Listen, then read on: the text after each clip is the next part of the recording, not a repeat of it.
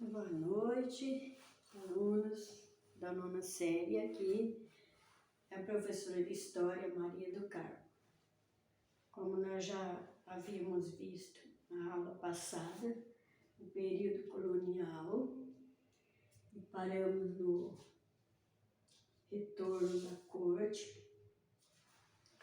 O retorno da corte, entre aspas, entre idas e vindas, o rei veio e foi para cá. Teve uma trégua,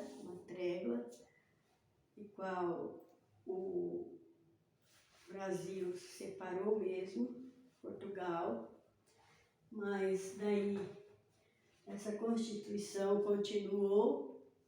Essa Constituição veio para esse período de 1822, no período imperial.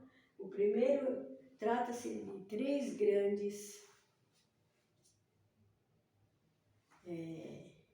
grandes ocasiões.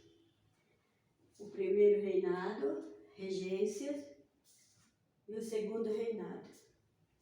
Nós vamos tratar somente desse aqui. O primeiro reinado, na Constituição de 1824, outorgada,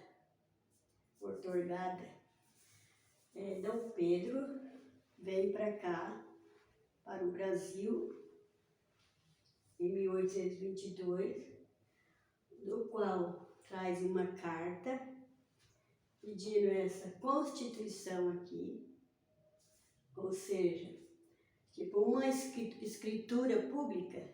Ele determina de goela abaixo que os brasileiros tenham ele como rei de Portugal, administrando o nosso Brasil. É claro que os brasileiros não gostaram. Ninguém ficou contente com essas histórias. Mas, enfim,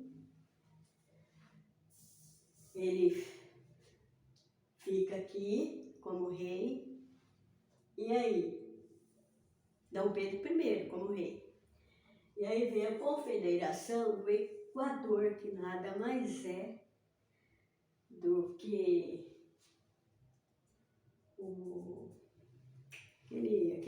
aquele estado ali, esqueci o nome do estado. Depois eu me lembro o nome do estado. Com a opressão, vem dar-se uma guerra. Pernambuco faz uma guerra, e aí Dom Pedro, com os seus mercenários,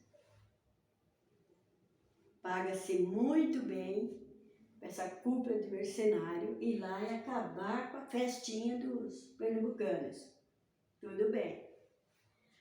Aí vamos para frente. A Guerra da Cisplatina, que nesse Equador apaga tudo. A Guerra da Cisplatina significa que os argentinos, os orientais, na época os uruguais eram chamados de orientais. E os uruguais tinham feito uma carta, um tratado, aqui ó, de período joanino. Tinha feito esse tratado, essa carta aqui assinada, que os orientais, os uruguais, né? É chamado de orientais, eram os uruguais. E com o aval dos argentinos, que estavam incumbados com as nações, da qual acontece essa Guerra Cisplatina. O que é essa Guerra Cisplatina? O Uruguai, os exiliados, como é que fala? Os exiliados argentinos também se juntam com os uruguaios, querendo a posse da terra deles. É claro que o Brasil não aceitaria. Aí, nesse meio de tempo, o nosso imperador Dom Pedro I paga novamente rios de dinheiro lá para os mercenários.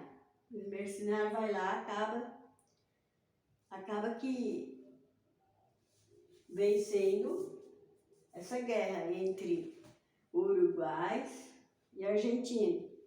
E tem mais, os argentinos ainda queriam que o Brasil acabasse com um tratado lá de 1822, que ele havia feito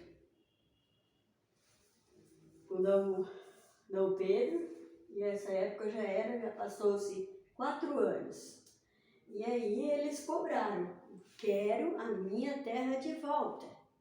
E com essa confusão que vem, guerra para lá e guerra para cá, Dom Pedro também já não estava sendo bem quisto aqui no Brasil, não estava sendo olhado com os bons olhos. O que significa isso? Ele ganha. Acaba que a Argentina com os uruguaios se retiram, né? E acaba perdendo, claro. E aí vem a malquerência, os maus olhos, porque também ele, o nosso querido rei Dom Pedro I, sabe o que ele fazia? Muitas festas, gastava-se rios de dinheiro, para tudo ele gastava dinheiro. E era o Bambambam, um belo playboyzinho, né? Do qual o povo era portugueses querendo poder e os brasileiros lutando para obter esse poder. E aí, com tanta confusão, guerras para lá, guerra para cá, e vem a abdicação de quem? Do rei, do imperador. E aí, não tem como, com essa revolta aqui, ó, da Cisplatina, Equador, a ortogada que ele fazia, que é um documento, tipo uma escritura dele sendo essa escritura, ele era o representante público. Aí acabou-se tudo com isso, a abdicação veio e o povo pega o trono, ele perde o trono e o povo brasileiro passa a administrar o país, né? E daí isso aqui, ó, regência, esse foi o primeiro reinado, deu toda essa confusão. Aqui é a regência, o segundo reinado fica para depois. Um beijo, um abraço.